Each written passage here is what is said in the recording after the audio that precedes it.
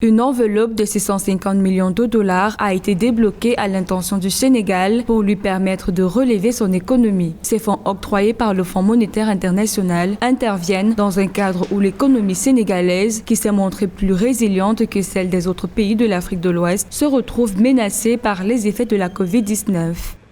En effet, vous savez, face à une crise d'une telle ampleur, il est évident que certaines politiques vont être mises en place pour relancer l'activité économique.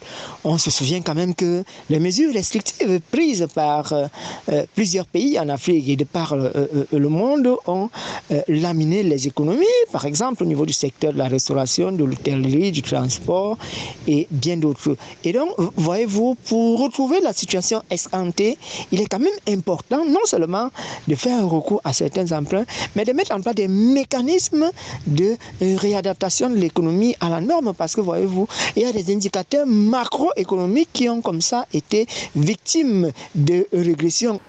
Au Sénégal, les mesures restrictives pour freiner la progression du Covid-19 ont fortement entravé plusieurs secteurs vitaux de l'économie nationale, en particulier le transport ou encore le tourisme et toutes les activités annexes comme l'hôtellerie. Pour l'année 2021, les perspectives macroéconomiques sont devenues moins favorables, d'où l'urgence pour le gouvernement sénégalais d'obtenir des soutiens financiers.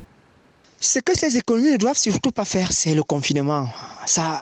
Il faut le dire de manière péremptoire. Vous savez, l'économie du confinement a démontré qu'aucun pays dans le monde ne peut résister. Aucun.